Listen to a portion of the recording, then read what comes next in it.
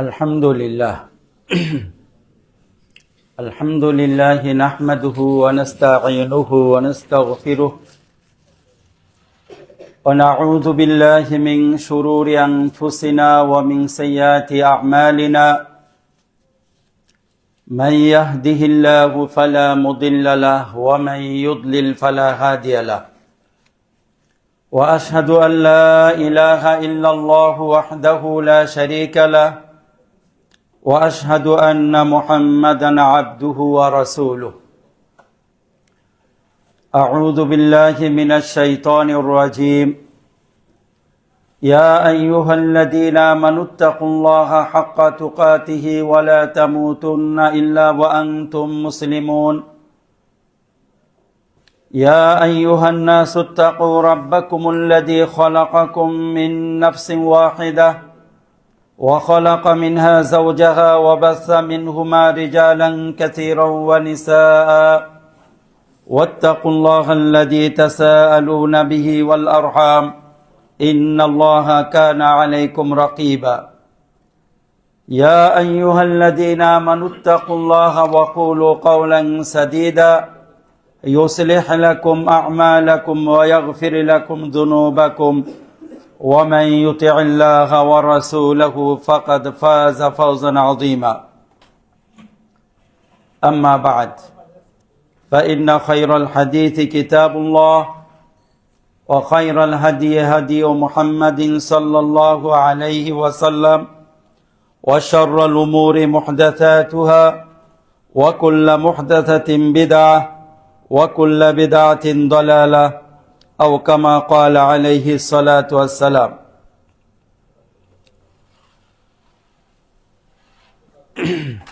সম্মানিত উপস্থিতি,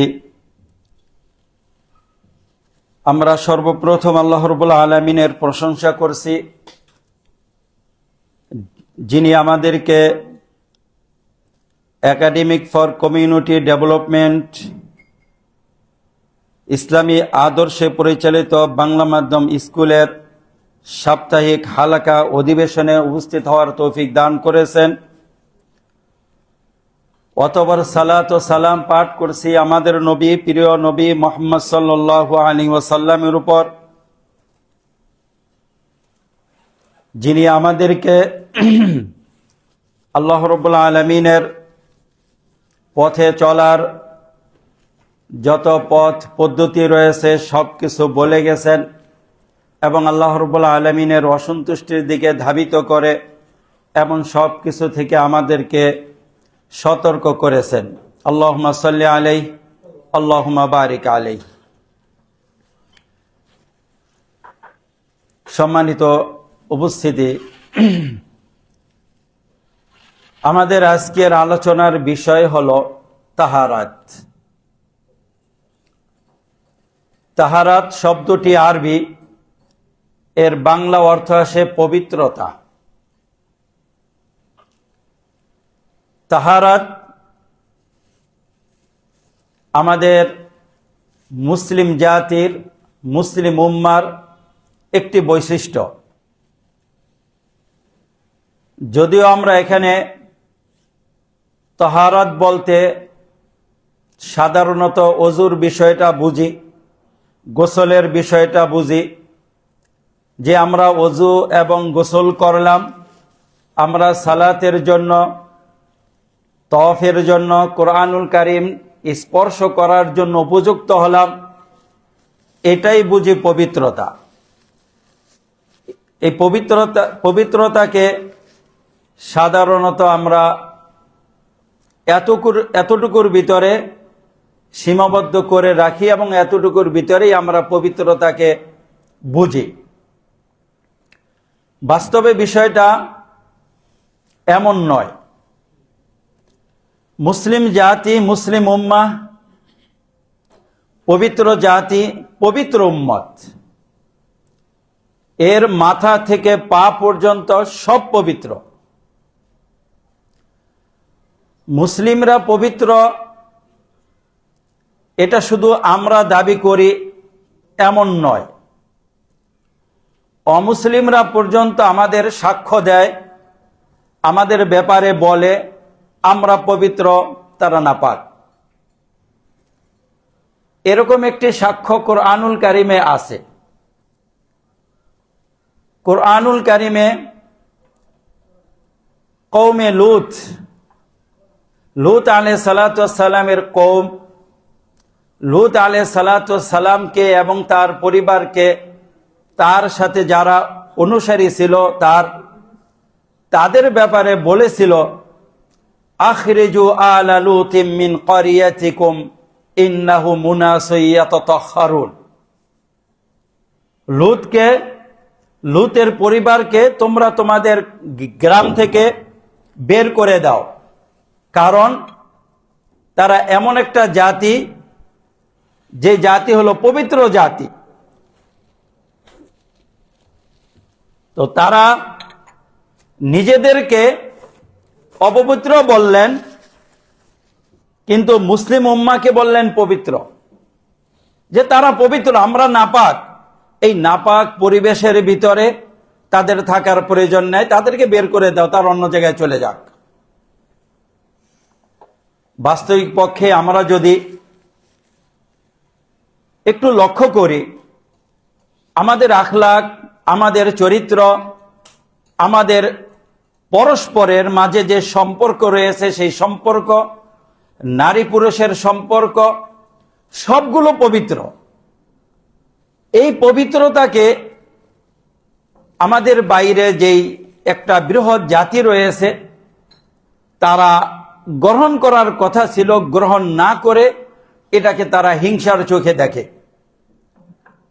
তারা অপবিত্র, তারা চায় আমাদেরকে অপবিত্র করে ফেলুক।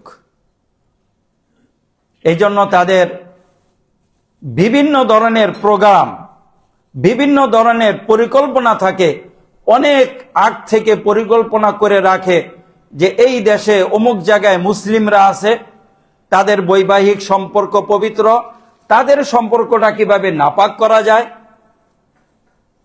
তাদের ভাইয়ে ভাইয়ে পরস্পরের সম্পর্ক পবিত্র, তাদের এই সম্পর্ক কিভাবে নাপাক করা যায়। এই জন্য আমাদের পশ্চাতে শয়তান এবং শয়তানের দোসররা লেগে আছে। কাজেই আমরা পবিত্র জাতি, তাই আমাদের কোথাও যেন অপবিত্রতার ছোঁয়া না লাগে, এই জন্য আমরা সর্বদাই সচেষ্ট থাকব, সচেতন থাকব। আপনারা লক্ষ্য করবেন, আমাদের মুসলিম সমাজে নারী পুরুষের অপবিত্র সম্পর্ক নেই। এই অপবিত্র সম্পর্ক না থাকার কারণে আমরা কতভাবে নিরাপদ। একটা হলো বিভিন্ন রোগ অসুখ থেকে নিরাপদ, আরেকটি হলো আমাদের সন্তানেরা ছোটকাল থেকে যথাযথ অভিভাবক পাচ্ছে, বাবাকে পাচ্ছে, মাকে পাচ্ছে, বাবা মারা গেলে চাচাকে পাচ্ছে, চাচা না থাকলে দাদাকে পাচ্ছে, দাদা না থাকলে খালাকে পাচ্ছে, ফুবিকে পাচ্ছে। আসমান থেকে কোনো শিশু আমাদের এখানে আসে না যার এমন কোনো পরিচয় নাই, যাকে লালন পালন করেনওয়ালা কেউ থাকে না। মুসলিম সমাজে এমন সন্তান পাওয়া যায় না। এটা পাওয়া যায় অমুসলিম পরিবেশে। এই জন্য তাদের ওখানে সন্তান, বাচ্চাদের লালন পালন করার জন্য, বাচ্চাদের লালন পালন করার জন্য আলাদা স্কুল থাকে, আলাদা একটা প্রতিষ্ঠান থাকে, সেখানে বাচ্চা লালন পালন করে। আমাদের এগুলোর দরকার পড়ে না। আমাদের সমাজে বৃদ্ধাশ্রমের দরকার পড়ে না, কারণ একটা পরিবার যখন সুন্দরভাবে গড়ে ওঠে, ওই পরিবারের ভিতরে সন্তান থাকে, সব সুশৃঙ্খলভাবে বেড়ে উঠতেছে, বাবা বুড়ো হচ্ছে, মা বুড়ো হচ্ছে, তার সন্তান আছে, দাদি আছে, নাতিরা আছে, তার যে পরবর্তী প্রজন্ম আসতেছে, সব প্রজন্মের কাছে এরা আদরে লালিত পালিত হয়। তাদেরকে বৃদ্ধাশ্রমে যেতে হয় না। আবার আমাদের সমাজের ভিতরে আরো খারাপ যে সম্পর্ক রয়েছে, নারীতে নারীতে, পুরুষে পুরুষে, এটা আমরা কল্পনাও করতে পারি না যে এরকমও সম্পর্কে কি হতে পারে। খলিফা আব্দুল মালিক ইবনু মারওয়ান সে বলেছিল, যদি আল্লাহ রাব্বুল আলামিন কওমে লূতের পুরুষে পুরুষে সম্পর্ক উল্লেখ না করত, তাহলে আমি বিশ্বাসই করতাম না এই যে এরকম একটা সম্পর্ক হতে পারে।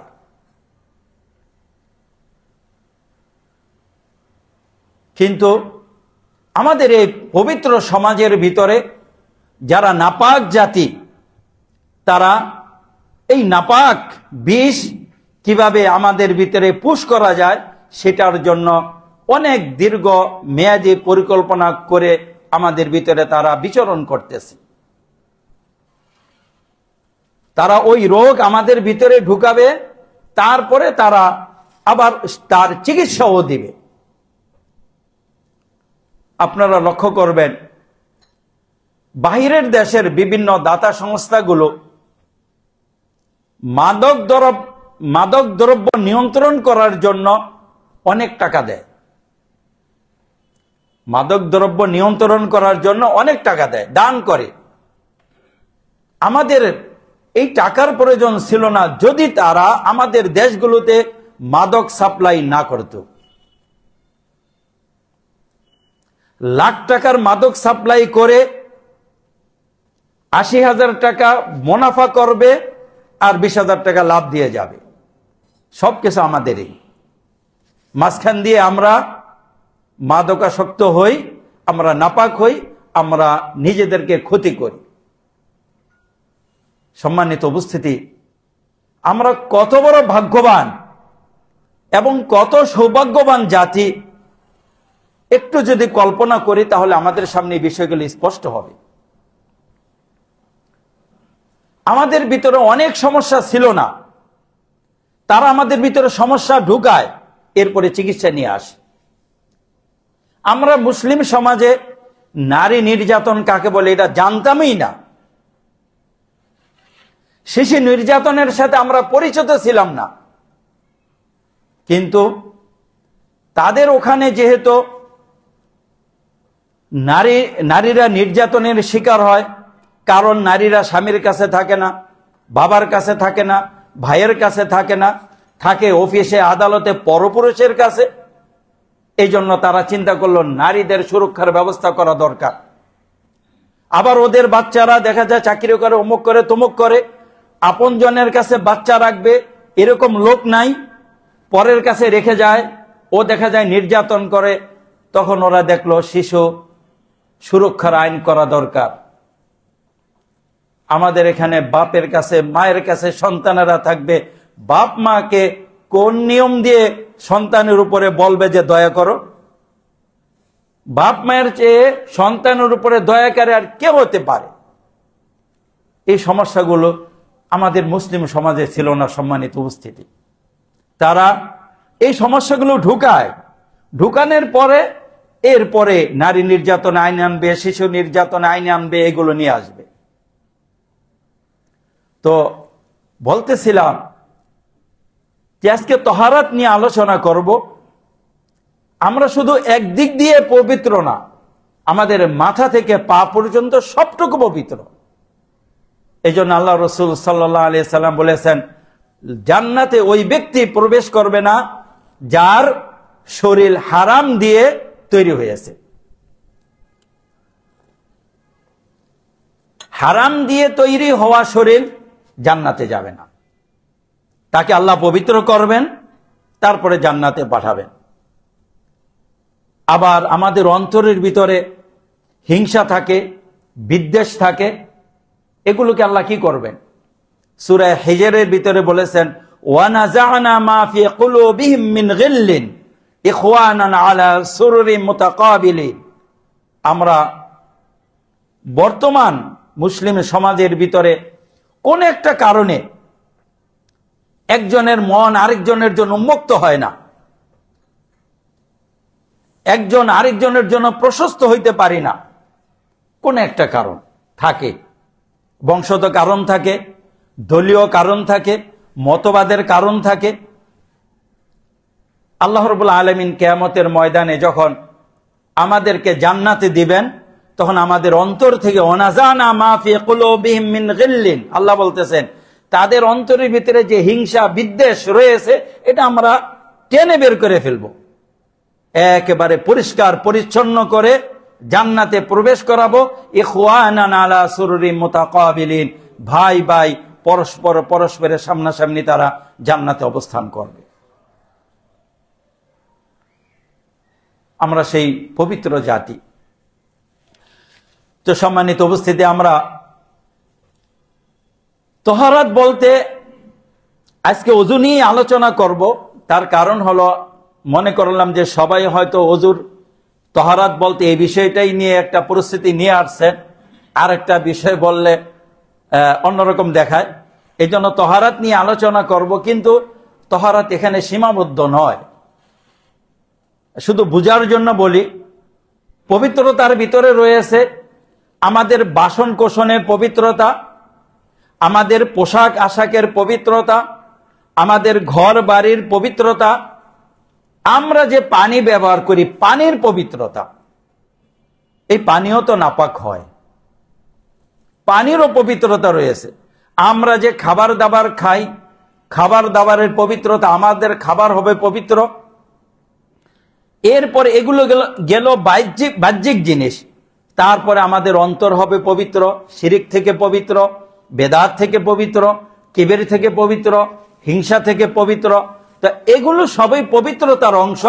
আমরা যেমন অন্তরকে পবিত্র রাখবো, আমাদের বাহ্যিক শরীরকে পবিত্র রাখবো, পোশাক আশাক আশপাশ সবকিছু পবিত্র রাখবো, কারণ আমরা পবিত্র জাতি।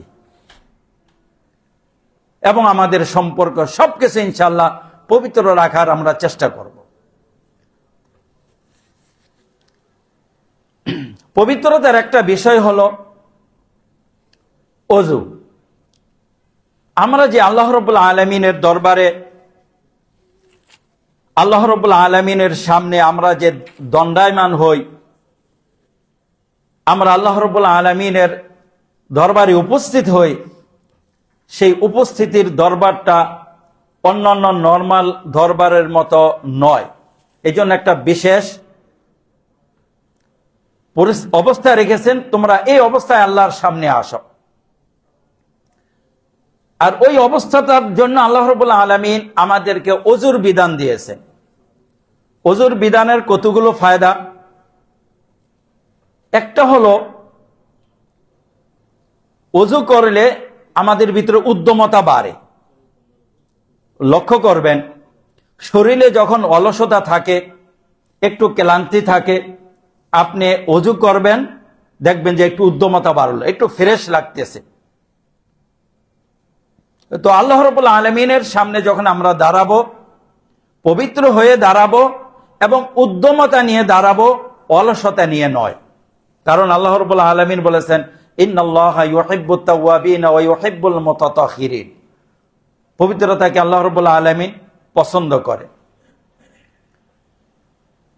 আবার আমরা অনেক পাপ করে থাকি, ওযু করলে আল্লাহ রাব্বুল আলামিন আমাদের পাপগুলো মোচন করে দেন। মুসলিম শরীফের হাদিসে রয়েছে, আল্লাহ রাসূল বলেছেন, ইযা তাওয়াদ্দাল আবদুল মুসলিমু ফাগাসালা ওয়াজহাহু খারাজা মিন ওয়াজহি কুল্লা খাতিয়াতিন নাযারা ইলাইহা বিআইনাই। মুসলিম যখন চেহারা ধৌত করে, তখন চেহারা থেকে এমন সব পাপ পড়ে যায় যেই পাপ সে চোখ দিয়ে কামাই করেছিল। কারণ আমরা আল্লাহর দরবারে দাঁড়াবো, আমাদেরকে পবিত্র হয়ে আল্লাহর দরবারে দাঁড়াতে হবে। এই ওযুর পদ্ধতি রেখেছেন, ওযু দিয়ে আল্লাহ রাব্বুল আলামিন আমাদেরকে পবিত্র করে দিচ্ছেন। এটা হলো দুনিয়ার বিষয়। আখিরাতে আল্লাহ রাব্বুল আলামিন আমাদের কিছু আলামত দিবেন, যে আলামতের মাধ্যমে রাসূল সাল্লাল্লাহু আলাইহি সাল্লাম দূর থেকে আমাদের চিনে ফেলবেন। আল্লাহ রাসূল বলতেছেন, ইন্না উম্মাতি ইউদআউনা ইয়াউমাল কিয়ামাতি গুররাম মুহাজ্জালিন, কিয়ামতের দিন আমার উম্মতকে আহ্বান করা হবে গুররাম মুহাজ্জালিন হিসাবে। গুররান মুহাজ্জালিন বলতে বোঝায় চেহারাতে যদি নূর থাকে, আলো থাকে, চমকায়, তাহলে ওটাকে বলে গুররান। মোমেনদের চেহারাতে একটা নূর থাকবে। মুহাজ্জালিন হলো পায়ে এবং হাতে নূর থাকবে। যে অঙ্গগুলো আমরা ওযুতে ধৌত করেছি সেগুলোতে আল্লাহ রাব্বুল আলামিন একটা নূর দিয়ে দিবেন। এই হাতে, পায়ে, চেহারাতে নূর থাকবে। এই নূর দেখে দূর থেকে আল্লাহ রাসূল আমাদেরকে চিনে ফেলবে। এটাকে আল্লাহ রাসূল বলেছেন গুররাম মুহাজ্জালিন, বুখারী এবং মুসলিম শরীফের হাদিস। এরপরে আল্লাহ রাসূল সাল্লাল্লাহু আলাইহি সাল্লাম এখানে আমাদেরকে একটু কথা বলেছেন।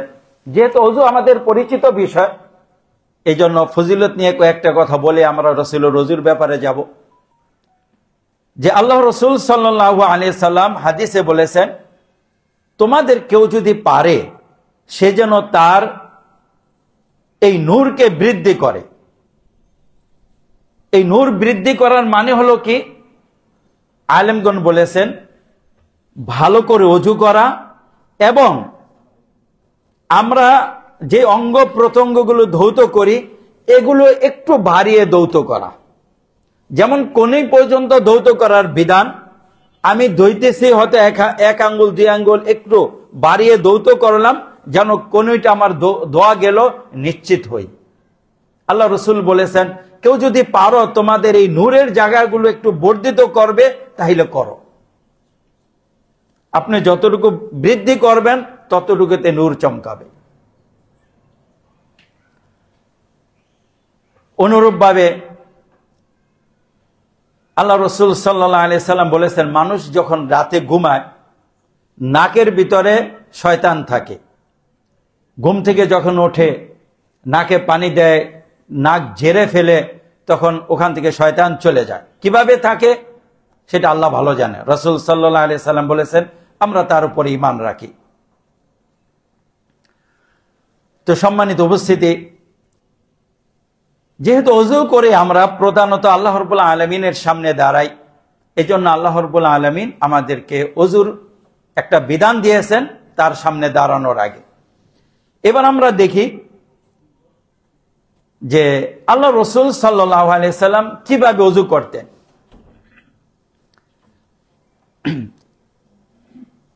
ওযুর হাদিস বিভিন্ন সাহাবী থেকে বিভিন্নভাবে বর্ণিত হয়েছে।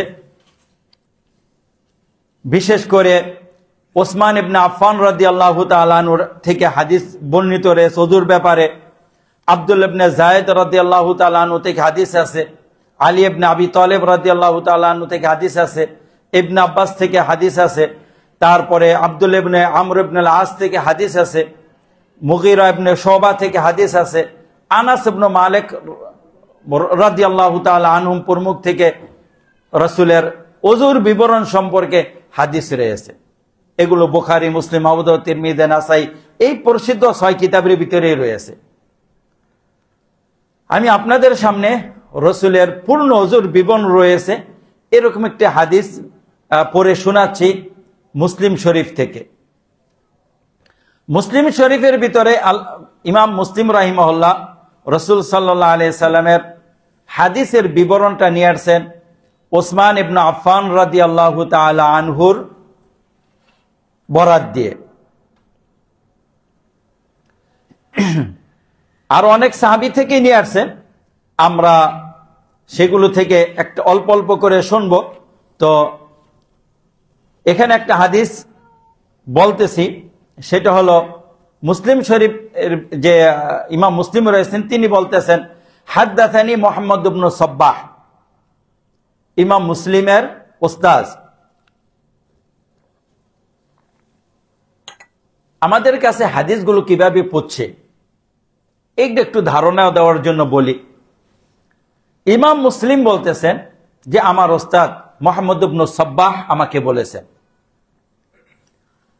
মুহাম্মদ ইবনে সাব্বাহকে তার পুরো ইতিহাস আছে, বিশেষ করে তাহজিবুল কামাল নামে একটা বড় কিতাব আছে। এবার যে বাইতুল মুকাররমে বইমেলা হলো, ওখানে ওই কিতাবটা ছিল, একটা ছিল 6 খণ্ডে, আরেকটা ছিল 35 খণ্ডে। সিয়ার নাম হলো তাহজিবুল কামাল। এই কিতাবের ভিতরে বুখারী, মুসলিম, আবু দাউদ, তিরমিজি, নাসাই, ইবনে মাজাহ, এই 6 কিতাবের ভিতরে যতজন বর্ণনাকারী রয়েছে সবার জীবনী আছে, বড় কিতাব। তো ওখানে মুহাম্মদ ইবনে সাব্বাহকে কোথায় জন্ম, কোথায় মৃত্যু, কার কাছে এলেম শিখছে, কোথায় কোথায় এলেমের জন্য সফর করেছে ইত্যাদি বিবরণ সেখানে আছে। উনি বলতেছেন, মুহাম্মদ ইবনে সাব্বাহ ইমাম মুসলিমের ওস্তাদ, তিনি বলতেছেন আমাদেরকে বলেছেন হাদদাসানা খালিদ ইবনে আব্দুল্লাহ, তার ওস্তাদ, তার পুরো জীবনী রয়েছে সেখানে। আন আমর ইবনে ইয়াহয়া ইবনে উমারা, তার ওস্তাদ আমর ইবনে ইয়াহয়া ইবনে উমারা, তার ওস্তাদ হলো তার বাবা আমর ইবনে ইয়াহয়া ইবনে উমারা, তার ওস্তাদ তার বাবা ইয়াহয়া। তার বাবা আন আব্দুল্লাহ ইবনে যায়েদ ইবনে আসিম আল আনসারী, সাহাবী থেকে। আব্দুল্লাহ ইবনে যায়েদ ইবনে আসিম আল আনসারী তিনি ছিলেন সাহাবী, তার থেকে বর্ণনা করতেছেন। তাইলে এখানে আমরা লক্ষ্য করি ইমাম মুসলিম থেকে আর রাসূল সাল্লাল্লাহু আলাইহি সাল্লাম পর্যন্ত কয়টা মাধ্যম? ইমাম মুসলিমের ওস্তাদ মুহাম্মদ ইবনে সাব্বাহ, তার ওস্তাদ খালিদ ইবনে আব্দুল্লাহ, তার ওস্তাদ আমর ইবনে ইয়াহয়া, তার ওস্তাদ ইয়াহয়া, তার ওস্তাদ আব্দুল ইবনে যায়েদ ইবনে আসিম আল আনসারী, 5 জন। এই 5 জনের মাধ্যমে ইমাম মুসলিম এই হাদিসটা রাসূল সাল্লাল্লাহু আলাইহি সাল্লাম থেকে বর্ণনা করেছেন। এই যে 5 জন, এই ব্যক্তিরা কেমন ছিলেন, কেমন ধরনের মুহাদ্দিস ছিলেন, তাদের মান কি ছিল, সব লিপিবদ্ধ আছে। যে কারণে এই হাদিসগুলোকে সহিহ বলা হয়। আপনারা এটাকে বলে রিজাল শাস্ত্র। এই ব্যাপারে যখন আলোচনা শুনবেন অবাক হবেন এবং শতভাগ বিচ্যুত হবে, মানে নিশ্চিত হবেন যে আমাদের কাছে যে হাদিস পড়ছে এই হাদিসের ভিতরে বিন্দু মাত্র কোনো হেরফের হয় নাই। রাসূল যেমন বলেছেন তেমনই আমাদের কাছে পড়ছে। তখন আমাদের মনগুলো ভরে যায়। আপনি শতভাগ নিশ্চয়তার উপরে থাকতে পারবেন। কেউ বলবে যে 250 বছরের পরে এসে ইমাম বুখারী, মুসলিম হাদিস জমা করেছে, উনি এটা সত্য জমা করেছে না মিথ্যা জমা করেছে, এই কথা বলার সুযোগ নাই। সেই বলতে পারে যে হাদিস সম্পর্কে, হাদিস শাস্ত্র সম্পর্কে একেবারে মূর্খ। আপনারও বুঝবেন এখানে অবুঝার কিচ্ছু নাই। কোনদিন যদি একটা হাদিস নিয়ে বিভিন্ন আঙ্গিক নিয়ে আলোচনা করি তখনই বুঝবেন যে আসলে আমাদের হাদিসের ভিতরে কোনো ধরনের হেরফের হয় নাই। কারণ একটা হাদিস ইমাম মুসলিম মনে করেন এখান থেকে সংগ্রহ ওনার এই নিসাবুরে বাড়ি, সেখান থেকে উনি এক হাদিস সংগ্রহ করলেন, বাগদাদে গেলেন, মদিনায় গেলেন, মক্কা গেলেন, শামে গেলেন, বিভিন্ন জায়গা চষে বেরিয়ে সব মুহাদ্দিসদের কাছে গেলেন, সেখান থেকে উনি হাদিস সংগ্রহ করলেন। আবার আরেকজন মুহাদ্দিস ছিলেন ইয়ামানে, আব্দুর রাজ্জাক, উনি ওখান থেকে হাদিস সংরক্ষণ করলেন। মিলিয়ে দেখা যায় মুসলিম শরীফের হাদিস আর ইয়ামানের হাদিস মিলে গেছে। যদি কোনো হেরফের হতো, আচ্ছা মিল করে যদি একটা মিথ্যাই বানাতো, এক দেশের মানুষ হইতে হয়, এক যুগের মানুষ হইতে হয়, এক সময়কার মানুষ হতে হয়। এখন তো মোবাইলের যুগ আছে, ওই সময় এটাও ছিল না। একজন মিশরে, একজন খোরাসান, আমাদের মনে করেন আফগানিস্তান, ইরান, এই তুর্কিস্তান, এই সমস্ত জায়গার আরেকজন ইয়ামানের, বিভিন্ন জন বিভিন্ন জায়গা থেকে হাদিস সংরক্ষণ করেছে। 4টা 5টা মাধ্যম হয়ে সব হাদিস সমান। সুতরাং মিল করেও যে কেউ যে মিথ্যা রচনা করবে সেই অপশনও নাই। তো সম্মানিত উপস্থিতি, সেখানে বলতেছেন যে ওয়াকানাত লাহু সুহবাহ, যে আব্দুল ইবনে যায়েদ ইবনে আসিম আল আনসারী রাসূলের সাহাবী ছিলেন। কিলা লাহু, তাকে বলা হলো তাওয়াদ্দা লানা ওযুআ রাসূলিল্লাহি সাল্লাল্লাহু আলাইহি ওয়াসাল্লাম, আপনি আমাদের জন্য রাসূল সাল্লাল্লাহু আলাইহি সাল্লামের ওযুটা করে দেখান। দেখেন সাহাবীদের যে ছাত্র ছিল তাদের প্রশ্ন কেমন। যে আব্দুল্লাহ ইবনে যায়েদ ইবনে আসিম আল আনসারীকে বলতেছে তার ছাত্র ইয়াহইয়া, যে আপনি আমাদেরকে রাসূলের ওযুটা করে দেখান, আল্লাহ রাসূল কিভাবে ওযু করেছেন। উনি কি করলেন? ফাদাআ বিইনাইন, একটা পানির পাত্র ঢেকে আনালেন, যে একটা পাত্রে করে পানি নিয়ে আসো। ফাআকফা মিনহা আলা ইয়াদাইহি, এরপরে মনে করেন একটা পাত্রে পানি আনলো, পানি এনে হাতের ভিতরে ঢাললো, ঢেলে ফাগাসালাহুমা সালাসান, দুই হাত কবজি পর্যন্ত 3 বার ধৌত করলেন। সুম্মা আদখালা ইয়াদাহু ফাস্তাখরাজাহা, এরপরে তিনি প্রথম তো কবজি পর্যন্ত ধুয়ে ফেললেন, এরপরে পাত্রের ভিতরে হাত দিয়ে পানি বের করলেন। পানি বের করলেন, ফামাদমাদা ওয়াস্তানশাকা মিন কাফিন ওয়াহিদিন, এক চুল্লু পানি নিয়ে কুলি করলেন, নাকেও পানি দিলেন। এক চুল্লু পানি নিয়ে কুলি করলেন, আবার নাকেও পানি দিলেন একসাথে।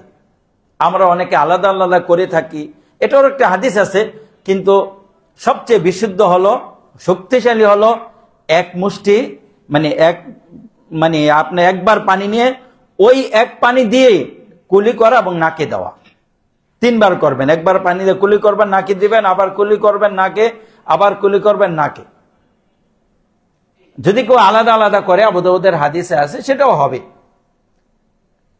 ফাফআলা যালিকা সালাসান, এরকম 3 বার করলেন। সুম্মা আদখালা ইয়াদাহু ফাস্তাখরাজাহা, এরপরে আবার ওই পাত্রের ভিতরে পানি দিলেন, হাত দিয়ে পানি বের করলেন। ফাগাসালা ওয়াজহাহু সালাসান, চেহারা 3 বার ধৌত করলেন। সুম্মা আদখালা ইয়াদাহু ফাস্তাখরাজাহা ফাগাসালা ইয়াদাইহি ইলাল মিরফাকাইন, এরপরে আবার ওই পাত্রের ভিতরে হাত ঢুকে পানি বের করলেন, 2 হাত কোনই পর্যন্ত 3 বার ধৌত করলেন। না, মাররাতাইন, এটা ধৌত করলেন 2 বার করে। সুম্মা আদখালা ইয়াদাহু ফাস্তাখরাজাহা, এরপরে আবার হাত ভিতরে দিয়ে হাত বের করে নিয়ে আসলেন। ফামাসাহা বিরাসিহি, ওই ভেজা হাত দিয়ে মাথা মাসে করলেন। কিভাবে করলেন? ফাআকবালা বিয়াদাইহি ওয়া আদবারা, মাসে করলেন এভাবে, যেহেতু ভেজা হাত, এভাবে মাথায় দিয়ে পিছন দিকে নিলেন, আবার পিছন থেকে মাথায় নিয়ে আসলেন। মাসে করার পদ্ধতি আমরা যখন ফিকহের কিতাবে মাথা মাসে করার পদ্ধতি শিখেছি, তখন শিখেছিলাম এমন করে। হাদিস তো আর পড়ি নাই তখন ফিকহের কিতাব থেকে। সেটা হলো, মনে করেন মাসে করার সময় আমরা 3 আঙ্গুল দিয়ে মাসে করে পিছনের দিকে নিব, আনার সময় 2 আঙ্গুল স্পর্শ করাবো, এরপরে ওই কানের পিছনটা বৃদ্ধ আঙ্গুল দিয়ে আর শাহাদাত আঙ্গুল দিয়ে কানের ভিতরটা মাসে করতাম, যাতে করে ওই ব্যবহৃত আঙ্গুল আপনার আসার সময় মাথায় না লাগে। যাওয়ার সময় 3 আঙ্গুল লাগাইতাম। এই পদ্ধতিতে কি আপনার ওযু করছেন কেউ? আমরা তো করেছি, আমরা মাদ্রাসায় পড়ছি, আমরা করছি। ফিকহের কিতাব এরকম আছে, এখন এইভাবে শেখায়। বিশেষ করে হানাফি মাযহাবগুলো মাদ্রাসাগুলোতে এখন এইভাবে শেখায়। পরে দেখলাম যে আল্লাহ রাসূল এভাবে ওযু করেন নাই। ওইটা ওনারা বানাইছে ওনাদের একটা চিন্তা থেকে, কিন্তু এই চিন্তা না করাটা ভালো ছিল। আল্লাহ রাসূল এভাবে মাথা মাসে করেছেন, একবারে শুরু থেকে পিছনে নিছেন, পিছন থেকে সামনে নিয়ে আসছেন মাথা মাসে। সুম্মা গাসালা রিজলাইহি ইলাল কাবাইন, এরপরে 2 হাত ধৌত করলেন টাকনা পর্যন্ত। সুম্মা ক্বালা হাকাযা কানা ওযু রাসূলিল্লাহি সাল্লাল্লাহু আলাইহি ওয়াসাল্লাম, এরপরে বললেন এটাই ছিল রাসূল সাল্লাল্লাহু আলাইহি সাল্লামের ওযু। 2 পা, কি ভুল কইছি নাকি? কি বলছি? হাত বলে ফেলেছি, আফওয়ান। হ্যাঁ, সুম্মা গাসালা রিজলাইহি ইলাল কাবাইন। এটা হলো মানুষের অপারগতা, যে মানুষ মুখে কি বলে মাথায় কি আছে এটাও কন্ট্রোল করতে পারে না। বাহাদুরি কিসের? অন্তরে কি আছে, মুখে কি আছে, কি বলতেছি এটাও কন্ট্রোল করতে পারি না। এই হলাম আমরা মানুষ। তো আল্লাহ রাব্বুল আলামিন আমাদের সহযোগিতা করুন, জাযাকাল্লাহু খায়রান। তো সুম্মা গাসালা রিজলাইহি ইলাল কাবাইন, সর্বশেষ দুই পা টাকনু পর্যন্ত ধৌত করলেন। এরপরে বললেন এটা হলো আল্লাহ রসুল সাল্লাল্লাহু আলাইহি সাল্লামের ওযু। এ হলো রসুল সাল্লাল্লাহু আলাইহি সাল্লামের ওযু। এখানে আমরা একটা জিনিস দেখলাম যে দুই হাতকে দুইবার করে ধৌত করেছেন। এখন রাসূল সাল্লাল্লাহু আলাইহি সাল্লামের ওযুর যে বিবরণ রয়েছে, এই বিবরণ যদি সব হাদিস থেকে বলি আমাদের দীর্ঘ সময় লাগবে। তো এই প্রসঙ্গে ওসমান ইবনে আফফান রাদিয়াল্লাহু তাআলা আনহুর একটা হাদিস রয়েছে। সেই হাদিসে আবার রাসূল সাল্লাল্লাহু আলাইহি সাল্লামের যে ওযুর বিবরণ দিয়েছেন, সেই ওযুর বিবরণের ভিতরে তিনি সব অঙ্গ তিনবার ধৌত করার কথা বলেছেন। এই হাদিসটা মুসলিম শরীফে রয়েছে আপনার 226 নম্বরে। তো সেই হাদিসটা একটু শুরু এবং শেষ থেকে বলি। যে ইমাম মুসলিম বলতেছেন, ওয়াহাদাসানি আবু তাহের আহমদ ইবনে আমর ইবনে আব্দুল্লাহ ইবনে আমর ইবনে সাজ। দেখেন এত বড় নাম। ইমাম মুসলিম বলতেছেন তার ওস্তাদ, কার কথা বলতেছেন? আবু তাহের। তার ওস্তাদের কুনিয়ত হলো আবু তাহের, নাম হলো আহমদ, তার বাবার নাম আমর, তার বাবার নাম আব্দুল্লাহ, তার বাবার নাম আমর, তার বাবার নাম সার্জ। ইমাম মুসলিম তার ওস্তাদের একেবারে গোষ্ঠী সহকারে মুখস্থ করে ফেলছেন। আহমদ, আমর, আব্দুল্লাহ, তারপরে আমর, তারপরে সার্জ। ওস্তাদের পড়ায় 1 2 3 4 5 পুরুষ পর্যন্ত মুখস্থ রাখছে। ওই ওস্তাদ হইল, তার ওস্তাদ হইল, উনি শুধু ওনার কাছ থেকে না আরেকজনের কাছ থেকে ওয়াহারমালা ইবনে ইয়াহইয়া আত-তুজিবি, দুইজন ওস্তাদ থেকে হাদিসটা নিয়েছেন ইমাম মুসলিম। ক্বালা আখবারানা ইবনে ওয়াহাব। ইমাম মুসলিমের এই দুইজন ওস্তাদের ওস্তাদ হলো একজন ইবনে ওয়াহাব, ইবনে ওয়াহাবের ওস্তাদ হলো ইউনুস, ইউনুসের ওস্তাদ হলো ইবনে শিহাব। ইবনে শিহাব বলতেছেন আন্না আতা ইবনে ইয়াজিদ আল-লাইসি আখবারাহু, আতা ইবনে ইয়াজিদ আল-লাইসি তাকে সংবাদ দিয়েছেন আন্না হুমরানা মাওলা উসমানা আখবারাহু, উসমান ইবনে আফফান রাদিয়াল্লাহু তাআলা আনহুর মাওলা গোলাম তাকে বলেছে কি আন্না উসমান ইবনে আফফান রাদিয়াল্লাহু তাআলা আনহু দাআ বিউদুইন ফাতাওয়াদ্দা। উসমান ইবনে আফফান রাদিয়াল্লাহু তাআলা আনহু ওযুর পানি আনালেন, এনে তিনি ওযু করলেন। ফাগাসালা কাফাইহি সালাসা মাররাত, দুই হাত কবজি পর্যন্ত তিনবার ধৌত করলেন। সুম্মা মাদমাদা ওয়াস্তানসারা, তারপরে কুলি করলেন, নাকে পানি দিলেন। সুম্মা গাসালা ওয়াজহাহু সালাসা মাররাতিন, এরপর উসমান রাদিয়াল্লাহু তাআলা আনহু তার চেহারা তিনবার ধৌত করলেন। সুম্মা গাসালা ইয়াদাহুল ইউমনা ইলাল মিরফাকি সালাসা মাররাত, এরপরে ডান হাত কনুই পর্যন্ত তিনবার ধৌত করলেন। সুম্মা গাসালা ইয়াদাহুল ইউসরা মিসলা যালিক, বাম হাত অনুরূপ ভাবে তিনবার ধৌত করলেন। সুম্মা মাসা রাসাহু, তারপরে মাথা মাসে করলেন। সুম্মা গাসালা রিজলাহুল ইউমনা ইলাল কাবাইনি সালাসা মাররাত, এরপরে ডান পা টাকনু পর্যন্ত তিনবার ধৌত করলেন। সুম্মা গাসালা ইউসরা মিসলা যালিক, এরপরে বাম পা ওইরকম ভাবে ধৌত করলেন। সুম্মা ক্বাল, এরপরে বললেন রাআইতু রাসূলুল্লাহি সাল্লাল্লাহু আলাইহি সাল্লাম তাওয়াদ্দা নাহবা ওযুই হাদা, আমি আল্লাহ রাসূল সাল্লাল্লাহু আলাইহি সাল্লামকে আমার ওযুর মতো ওযু করতে দেখেছি। আল্লাহ রাসূল এভাবে ওযু করেছেন।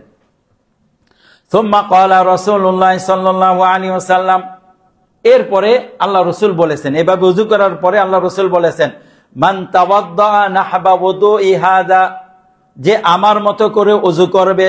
সুম্মা কামা ফারাকা রাকাতাইনে, এরপরে দাঁড়িয়ে যদি 2 রাকাত সালাত আদায় করে।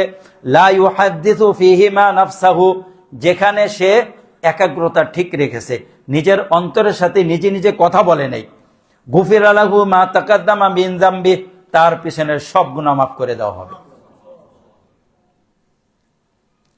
এ হলো ওসমান ইবনে আফফান রাদিয়াল্লাহু তাআলা আনহু। এখানে সব অঙ্গ তিনবার করে ধৌত করার বর্ণনা রয়েছে। আল্লাহ রাসূল এভাবে করেছেন তিনবার করে। আবার বুখারী শরীফের বর্ণনাতে রয়েছে অজুর অধ্যায়ে, 4 নম্বর অধ্যায় হলো অজু। প্রথম কিতাবু বাদিল ওয়াহি, তারপরে কিতাবুল ঈমান, তারপরে কিতাবুল ইলম, তারপরে কিতাবুল ওযু। সেই কিতাবুল ওযুতে ইমাম বুখারী রাহিমাহুল্লাহ যে হাদিসগুলো নিয়ে আসছেন, অনুচ্ছেদ কায়েম করেছেন যে অজুর অঙ্গগুলো একবার করে ধৌত করা, অজুর অঙ্গগুলো দুইবার করে ধৌত করা, অজুর অঙ্গগুলো তিনবার করে ধৌত করা।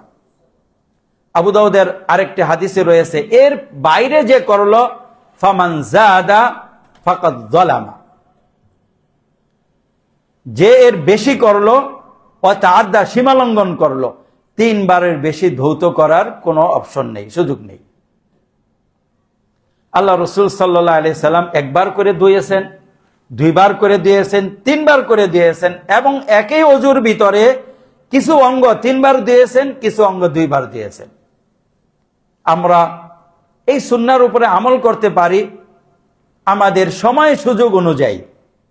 কখনো মনে করেন পানি কম রয়েছে, সেখানে আপনি একবার করে ধৌত করতে পারেন।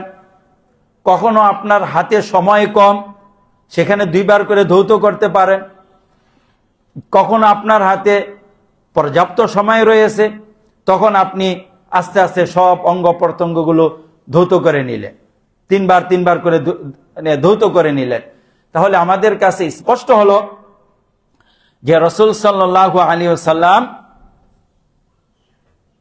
একবার করে ধৌত করেছেন, ধুয়েছেন, 2 বার করে ধুয়েছেন, 3 বারও ধুয়েছেন। আবার একই অজুতে কোন অঙ্গ 2 বার ধুয়েছেন, কোন অঙ্গ 3 বার ধুয়েছেন। তাহলে অজুর বিবরণটা মনে আমাদের কাছে স্পষ্ট হলো। তাহলে আমরা এইভাবে অজু করতে পারি, এবং যেভাবে আমরা অজু করব এখন আমরা জানলাম রাসূলের সুন্নাহর উপরে আছি। মনের ভিতরে একটা খটকা থাকলেও যেভাবে হলো কিনা বা এরকম ভুল করলাম কিনা, এই খটকা বা একটা দুর্বলতা আশা করি আমাদের অন্তর থেকে চলে যাওয়ার কথা। এখন এই যে আল্লাহ রাসূল সাল্লাল্লাহু আলাইহি সাল্লাম এভাবে ওযু করার পরে 2 রাকাত সালাতের আদায় করতে বলেছে। এই 2 রাকাত সালাতের ফজিলত অনেক বেশি। আমরা রাসূল সাল্লাল্লাহু আলাইহি সাল্লামের একটা হাদিস শুনেছি। রাসূল সাল্লাল্লাহু আলাইহি সাল্লাম ফজরের সালাতের পরে সাহাবীদের মুখোমুখি হয়ে বসে সাহাবীদেরকে বিভিন্ন বিষয় সম্পর্কে জিজ্ঞেস করতেন, বিশেষ করে স্বপ্ন সম্পর্কে। তোমরা আজকে কেউ স্বপ্ন দেখেছো কিনা? আবার নিজে কোনো স্বপ্ন দেখলে বলতেন। তো আল্লাহ রাসূল সাল্লাল্লাহু আলাইহি সাল্লাম একটা স্বপ্ন দেখেছেন জান্নাতে, উনি গিয়েছেন আর জান্নাতে দেখেছেন তার আগে বেলাল রাদিয়াল্লাহু তাআলা আনহু হাঁটতেছেন। বেলাল রাদিয়াল্লাহু তাআলা আনহু দুনিয়াতে যেরকম হাঁটলে তার পায়ের যেমন একটা আওয়াজ হতো, এরকম একটা আওয়াজ ওখানে অনুভব করলেন আল্লাহ রাসূল সাল্লাল্লাহু আলাইহি সাল্লাম। ফজরের সময় বেলালকে ডাকলেন, হে বেলাল, আমি আজকে তোমাকে জান্নাতের ভিতরে আমার আগে চলতে দেখেছি। তুমি এমন কি আমল করো যে কারণে তোমার এই ফজিলতটা আমি লক্ষ্য করলাম, বলো তোমার আমল সম্পর্কে আমাকে একটু জানাও। তখন বেলাল রাদিয়াল্লাহু তাআলা আনহু বললেন, হে আল্লাহর রাসূল, আমি যখনই কোনো ওযু করি, ওযু করার সাথে সাথে আল্লাহ রাব্বুল আলামিন আমার তাকদীরে যতটুকু রাখেন আমি ততটুকু সালাত আদায় করি। কখনো 2 রাকাত, কখনো 4 রাকাত, যতটুকু সম্ভব হয় ওযু করি, সাথে সাথে কিছু সালাত আদায় করে নিই। তো এই সালাত আদায় করতেন, এর বিনিময়ে বা এর সওয়াবটা আল্লাহ রাব্বুল আলামিন দুনিয়াতেই দেখিয়ে দিলেন যে বেলাল রাদিয়াল্লাহু তাআলা আনহু রাসূল সাল্লাল্লাহু আলাইহি সাল্লামের আগে আগে হাঁটতেছেন। এই ঘটনা আমাদের জানানোর অর্থ কি? আমরাও যেন এই আমলটাকে গ্রহণ করি এবং এর উপরে আমরাও যেন আমল করি। এই ছিল রাসূল সাল্লাল্লাহু আলাইহি সাল্লামের ওযুর একটা বিবরণ। এরপরে আমরা দেখি ইমামগণ ওযুকে কিভাবে দেখেছেন। এ ব্যাপারে কিছু একটা আলোচনা অনেক আগে একবার করেছিলাম। ইমামগণ বলতে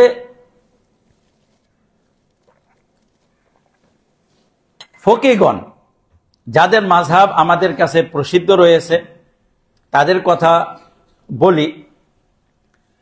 আর এই মাযহাব শুধু চারটা না, মাযহাব অনেক ছিল।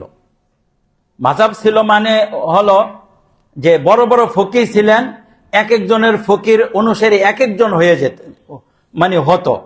যেমন এক এক এলাকায় একজন ফকিহ আছেন, ওনার গবেষণার উপরে ওই এলাকার মানুষ আমল করতেছে, তো ওনার ছাত্ররাই তার ফিকহকে ধারণ করত, মোটামুটি এটা একটা মাযহাবে রূপ নিত। তো এরকম করে মাযহাবে যে সমস্ত ইমামদের মাযহাব হয়েছে, তাদের সংখ্যাও 10-এর উপরে ছিল।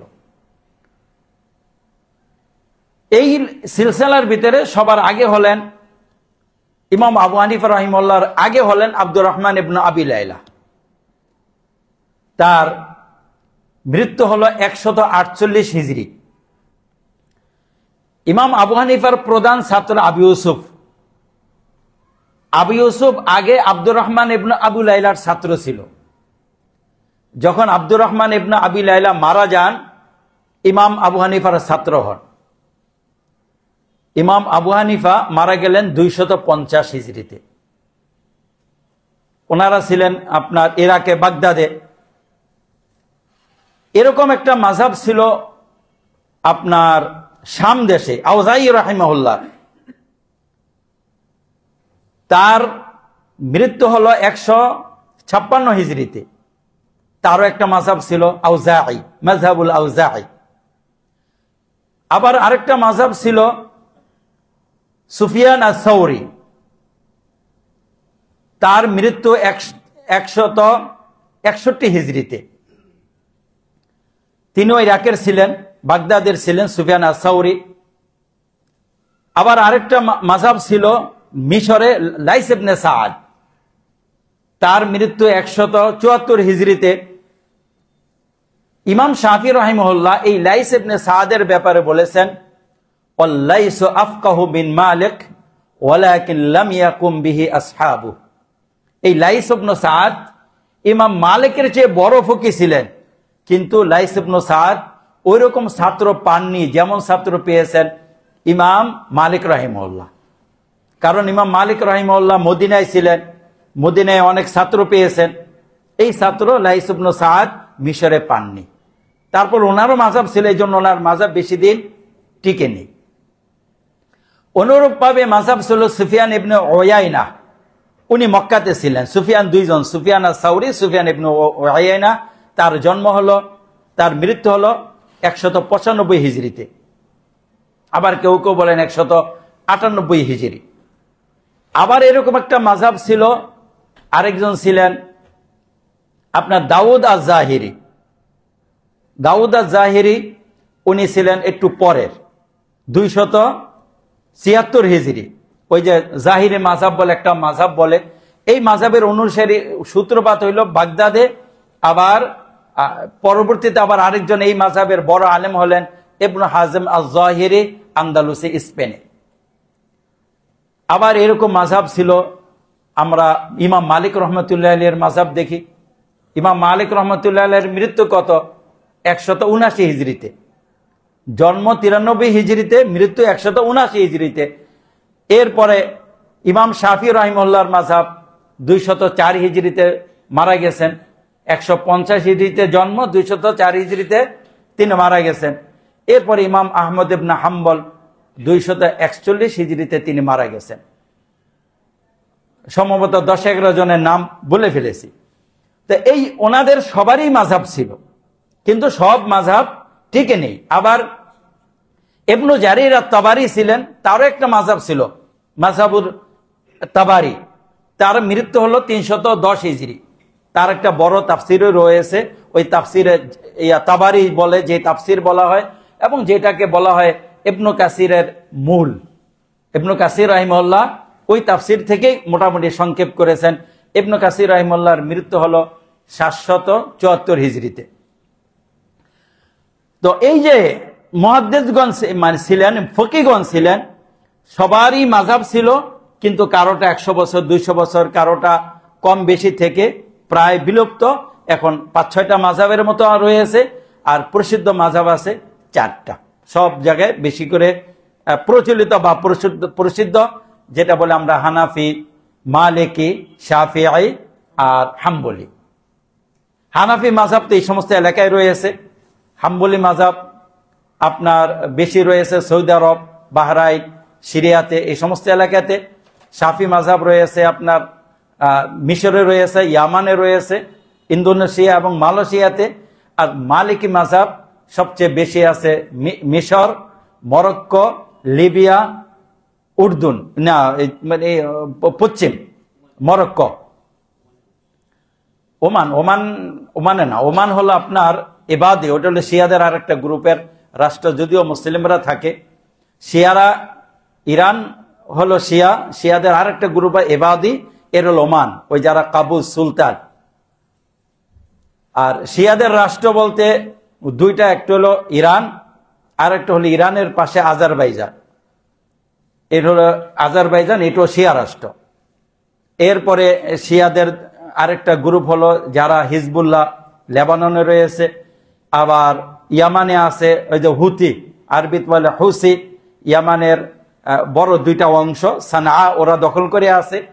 আর ইয়ামানের যে সরকার রয়েছে ওই যে এডেন এবং ওই হাদরামাউত, এই অংশটা দখল করে রয়েছে। মূল রাজধানী যেটা গণবসতি, ওটা শিয়াদের দখলে। ওই আলী আব্দুল্লাহ সালেহ যুগে ওরা ওটা দখল করে নিছে।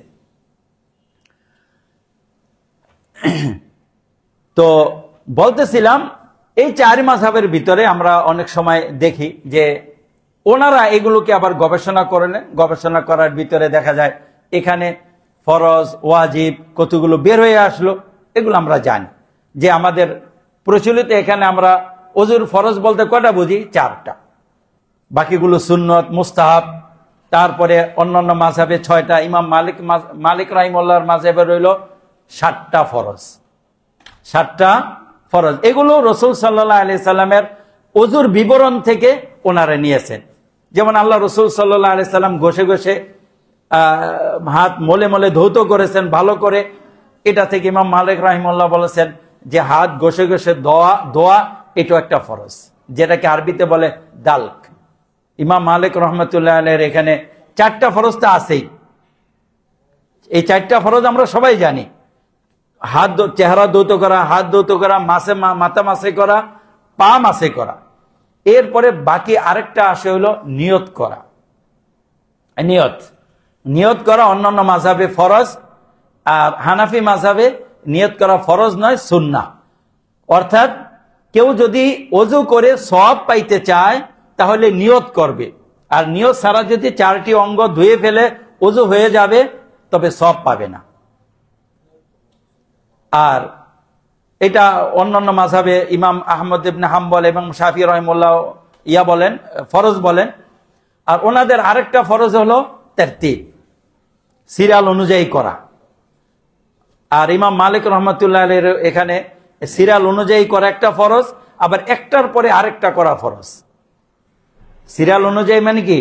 আগে হাত ধৌত, চেহারা ধৌত করা, তারপরে হাত ধৌত করা, এরপরে মাথা মাসে করা, তারপরে পা।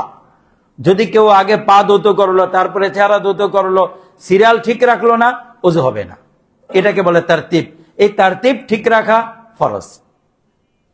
আরেকটা হলো সাথে সাথে করা। সাথে সাথে করা বলতে বোঝায় যে আপনি এখন ওযু এক হাত ধৌত করলেন, আবার আধা ঘন্টা পরে পা ধৌত করলেন, তাহলে হবে না। সাথে সাথে ধৌত করতে হবে, দীর্ঘ বিরতি নেওয়া যাবে না।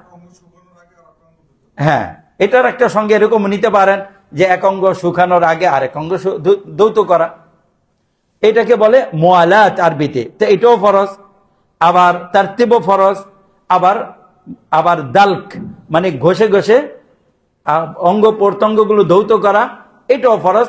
ইমাম মালিক রহমতুল্লাহ আলাইহি এই 3টা, ওই 4টা 7টা ফরজ বলে।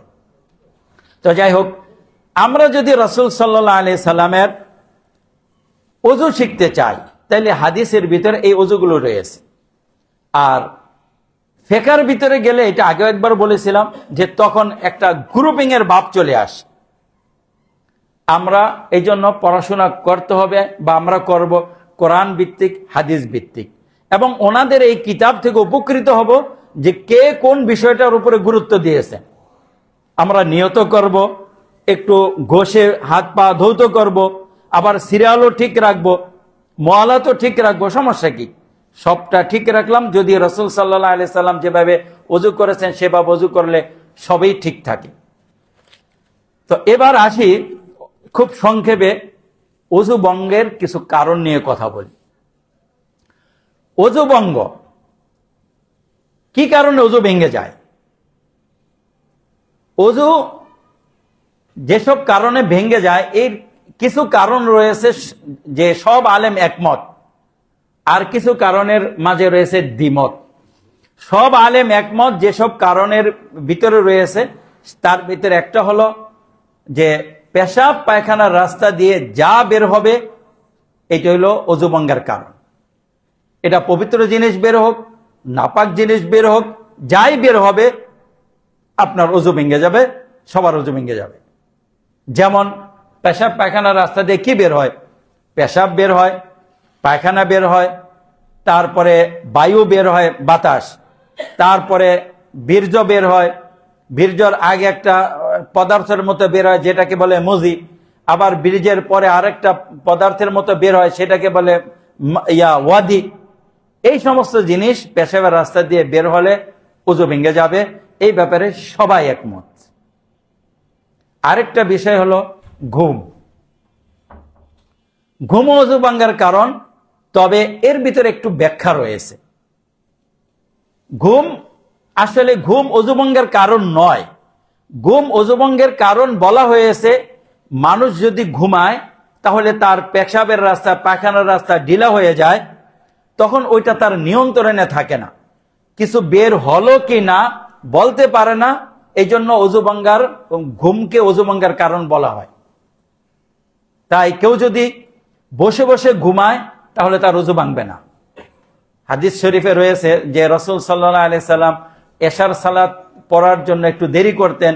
সাহাবায়ে কেরাম দেখা যেত মাগরিবের পরে মসজিদে বসে থাকতেন, তো ওনারা ওই এশার সালাত পড়ার জন্য অনেকেই মসজিদে বসে বসে ঝিমুতেন। এরপরে একামত হতো, উঠে এশার সালাত পড়ে নিতেন, নতুন করে আর ওযু করতেন না। কাজেই এখন আলেমগণ এভাবেই বলে থাকেন, যদি এরকম ঘুম হয় যে ঘুমের মাধ্যমে পেশাব পায়খানার রাস্তা ঢিলা হয় নাই বা বায়ু বের হয়েছে, এরকম কোনো আশঙ্কা থাকে না, তখন ওই ঘুম আপনার ওযু ভঙ্গের কারণ হবে না। এই জন্য আমরা ছোটকালে ওযু ভঙ্গের কারণ পড়েছি, চিত বা কাত হয়ে হেলান দিয়ে ঘুম যাওয়া। আপনারা পড়ছেন কিনা বলতে পারি না, মক্তবে, এটা স্কুল কলেজে না, ওই মক্তবে যে আছে ওখানেই পড়িয়ে দিয়েছে ওযু ভঙ্গের কারণ 7টি। পায়খানা বা পেশাবের রাস্তা দিয়ে কোনো কিছু বের হওয়া, তার ভিতরে আছে চিত বা কাত হয়ে হেলান দিয়ে ঘুম যাওয়া। কিন্তু বসে বসে ঘুমালে ওযু ভাঙবে না।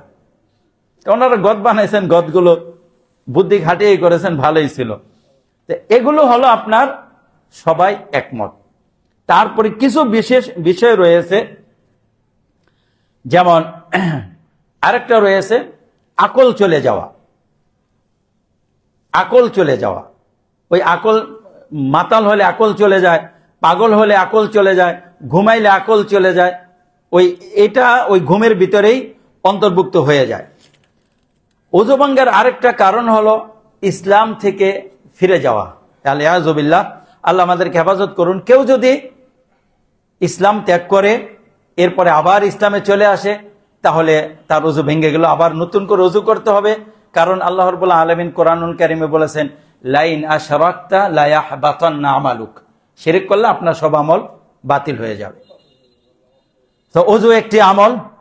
তো এই রিদ্দাতের কারণে, যেটাকে বলে রিদ্দাত, এই রিদ্দাতের কারণে ওযু ভেঙে যায়। তারপরে আর কিছু বিষয় রয়েছে যেখানে কিছু মতপার্থক্য আছে। তার ভিতরে একটি হলো লজ্জাস্থানকে স্পর্শ করা কোনো পর্দা ছাড়া। এই মাসালাটার ব্যাপারে সাহাবীদের মাঝে ইখতিলাফ রয়েছে। এখনো অনেকে ইখতিলাফ করেন বা দ্বিমত পোষণ করেন।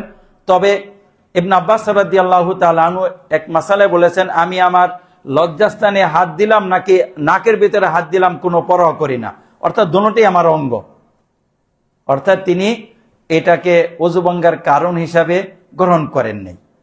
আমরা সাধারণত এর উপরেই মাসালা দিয়ে থাকি।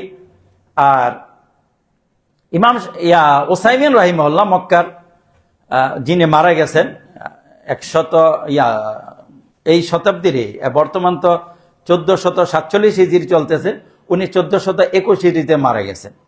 21 হিজরিতে 20-21 হিজরিতেই মারা গেছেন উসাইমিন রাহিমাহুল্লাহ, বিন বাজ রাহিমাহুল্লাহ, নাসিরউদ্দিন আলবানী রাহিমাহুল্লাহ একই সাথে মারা গেছেন।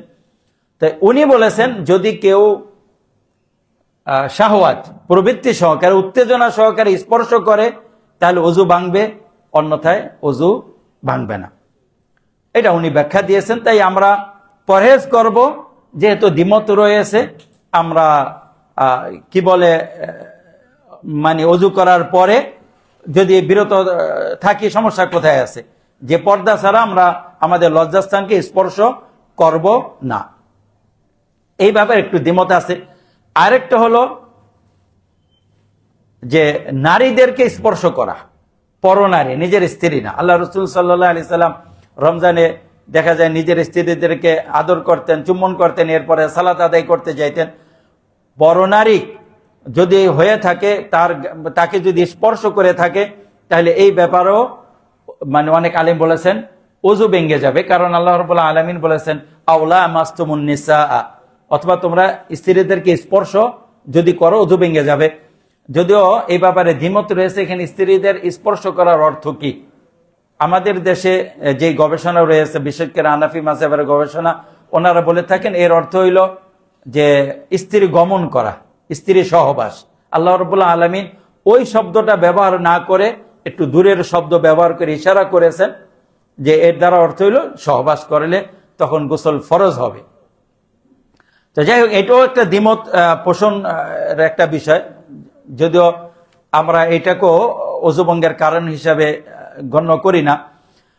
আরেকটা হলো শরীরের কোথাও থেকে রক্ত, পুষ বা এই ধরনের পানি বের হওয়া, এটা আমাদের দেশে ওযু ভঙ্গের কারণ হিসাবে গণ্য করা হয়। কিন্তু এই কারণটাও দুর্বল। আসলে সাহাবায়ে কেরামের শরীর থেকে রক্ত বের হতো যুদ্ধের ময়দানে, তারপর ওনারা সালাত আদায় করেছেন। আরব আলেমগণ বা হানাফি মাযহাব ছাড়া অন্য কোন মাযহাবের আলেমগণ আমার যতটুকু জানা কেউ এটাকে ওযু ভঙ্গের কারণ হিসেবে ধরেন নাই। আমাদের দেশে যেটা বিশেষ করে হানাফি মাযহাবে বলা হয়, শরীর থেকে রক্ত বের হয়ে যদি গড়িয়ে পড়ে তাহলে ওযু ভঙ্গের কারণ, আর রক্ত বের হলো এখানে এসে জমাট বেঁধে রয়েছে, তাহলে ওটা ওযু ভঙ্গের কারণ ওনারাও বলবে না। কারণ আল্লাহ রাব্বুল আলামিন বলেছেন, আও দামাম মাসফুহা, রক্ত নাপাক হওয়ার জন্য গড়িয়ে পড়তে হয়। যখন গড়িয়ে পড়লো, নাপাক হলো, আর নাপাক বের হইলো, শরীরে যে কোনো জায়গা থেকে নাপাক বের হইলো, ওযু ভঙ্গের কারণ হিসেবে ওনারা এটাকে গণ্য করেন। আরেকটা মাসালা রয়েছে, হাদিস বিশুদ্ধ হওয়ার কারণে, যেটা আরবরা মানেন এবং আমরা ওই ব্যাপারে বলে থাকি, যে উটের গোস্ত খাওয়া, উটের গোস্ত খেলে ওযু ভেঙে যায়। এটা ব্যাপার বলে, এটা আমরে তাআব্বুদি। এর কারণ আমরা জানি না। আল্লাহ রাসূল বলেছেন উটের গোস্ত খেলে ওযু করতে হবে, আমরা ওযু করব। হাদিস বিশুদ্ধ, মুসলিম শরীফের হাদিস, এই জন্য বুখারী শরীফও সম্ভবত রয়েছে। এই জন্য আরব আলেমগণ উটের গোস্ত খেলে ওযু করতে বলেন এবং তারা ওযু করে নেন। তো সম্মানিত উপস্থিতি, এগুলো ছিল ওযু ভঙ্গের কিছু কারণ।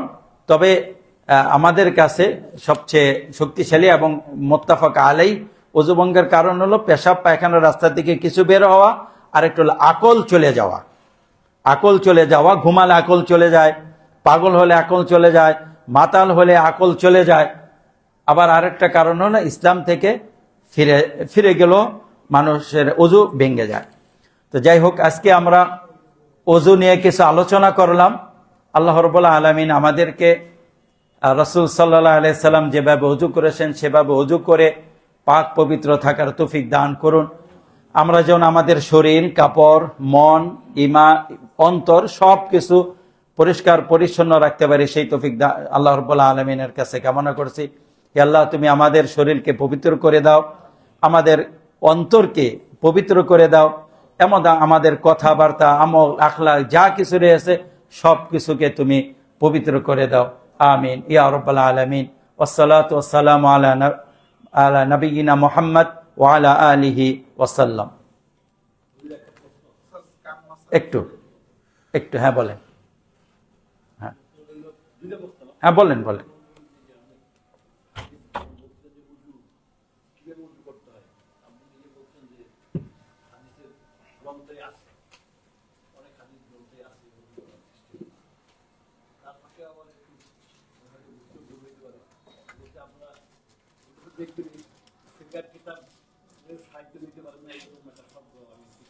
আমি আমি হ্যাঁ বলছি না, এগুলো থেকে হ্যাঁ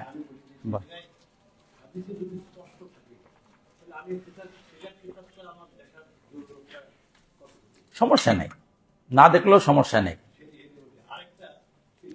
একটু বলি, এখানে দেখলে কি হয়, যেমন আমরা পড়ে গেলাম, দাল শব্দটা একটা আছে, এটা এখানে পড়ে গেলাম, কিন্তু এখানে যে গুরুত্ব দিতে হবে এটা আমার এখানে যায় নাই।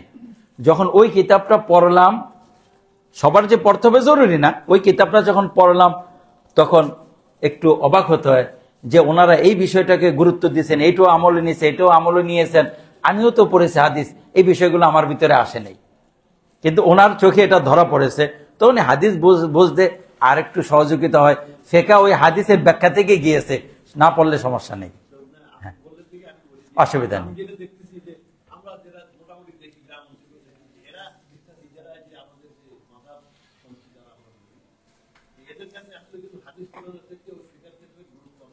অনেক বেশি, তারা বরং হাদিসের কিতাব তো আমাদের ইমাম সাহেবরা তাদের মুসল্লিদের কাছে দেয় না। হ্যাঁ, এরপর আরেকটা প্রশ্ন।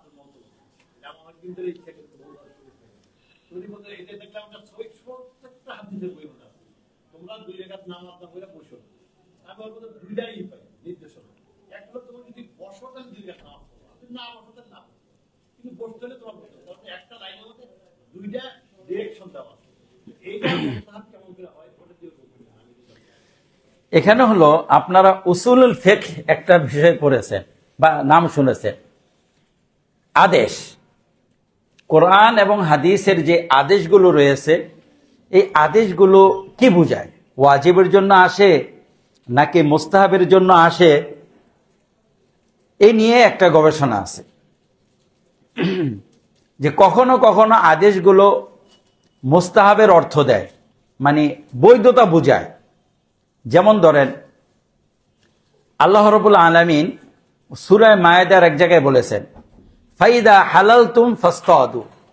সূরা মায়েদার 2 আয়াতি, যখন তোমরা হালাল হবে তারপরে তোমরা স্বীকার করো।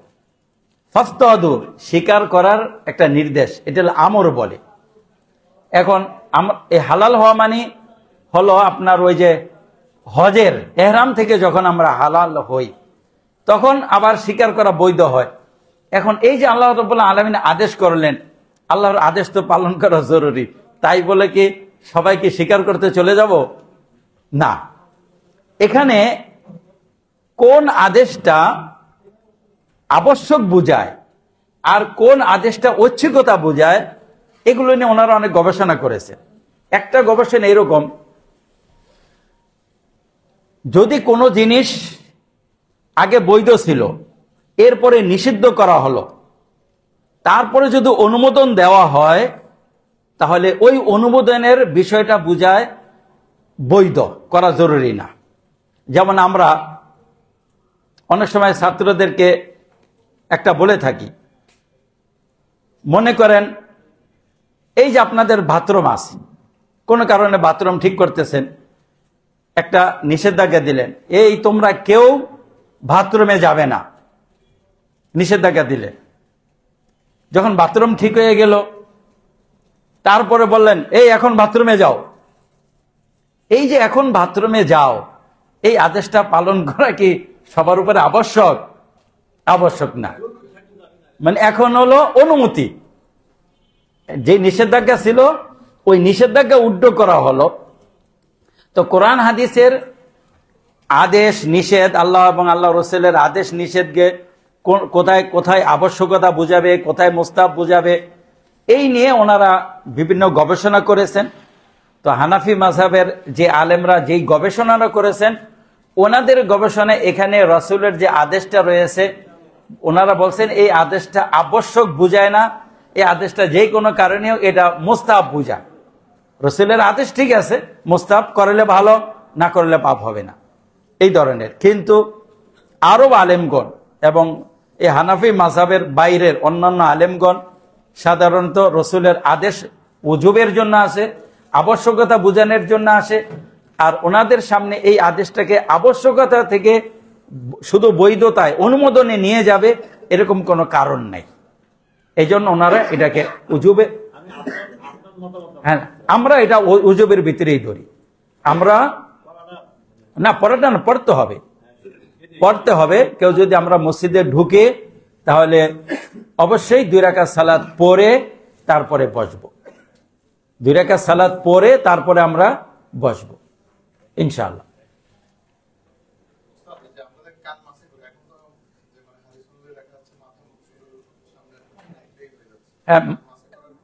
ওইটার ভিতরেই মাথা মাছের ভিতরে কান মাছে আছে, ওইটার ভিতরে কান মাছে আপনার এই বৃদ্ধ আঙ্গুল দিয়ে পিছনের সাইডটা আর এই শাহাদাত আঙ্গুল দিয়ে ভিতরে আপনার যতটুকু পচে ওই পুরা পেছে পেছে হাতটা ঘুরাবেন। গর্দান মাছে করার নেই। গর্দান মাছে করার বিষয়টা আব্দুল্লাহ ইবনে ওমর থেকে আছে, কিন্তু সেটা একেবারে দুর্বল, যেটা আব্দুল্লাহ ইবনে ওমরের সাথে সম্পৃক্ত করা যায় না।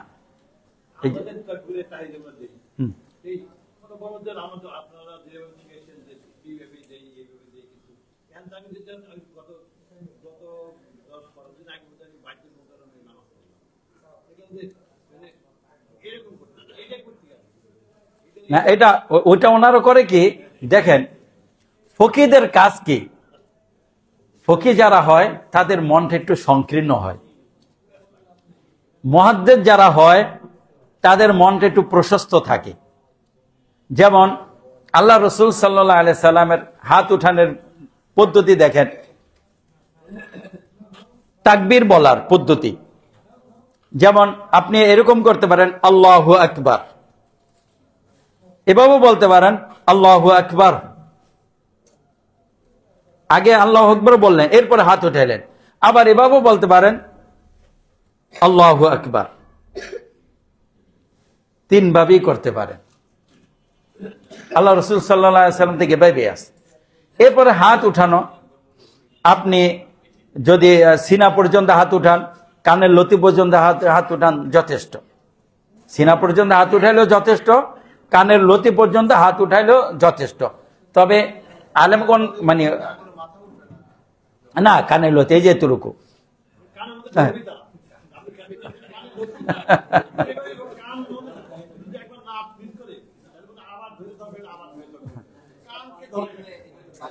হ্যাঁ মানে স্পর্শ করে দেখে যে বরাবর হইলো কিনা।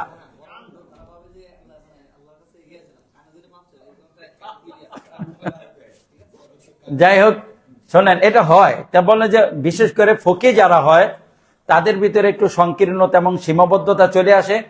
ওনারা হাদিসের ভিতরে 2-3টা অপশন থাকলে একটা অপশনকে আবশ্যক করে দেন। ওরা সব অপশন আনেন না, একটা অপশনকে আবশ্যক করে দেন। মনে করেন উনি এই অপশনটা আবশ্যক করে দিলেন, আরেকজন আরেকটা অপশনকে আবশ্যক করে দিলেন। এই জন্য যখন আপনি একটা অবস্থার উপরে রয়েছেন, আরেকজনকে আরেকটা অবস্থার উপরে দেখলেন, তখন হঠাৎ করে দেখলে আচমকা একটু মানে কি বলে একটু ভিতরে লাগে, এরকম কেন?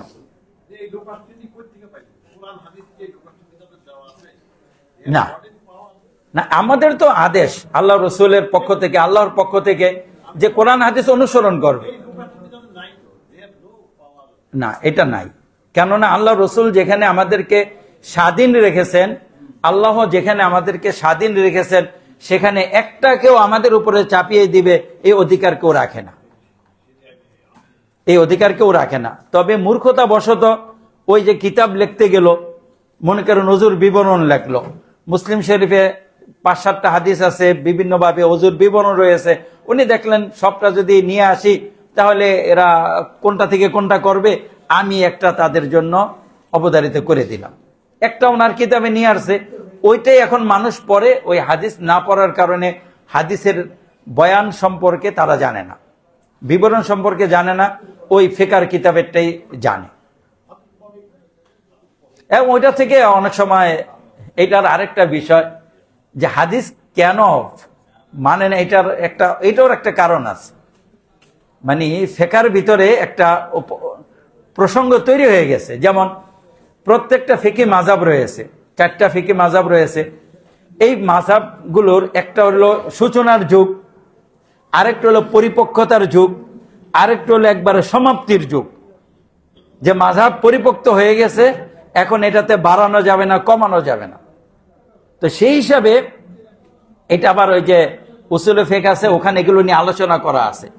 তো এইটা যখন, যেমন হানাফি ফিকহের একবারে সমাপ্তি ঘটেছে, মানে পাকাপোক্ত হয়ে গেছে, এটা 710 হিজরি ধরা হয়।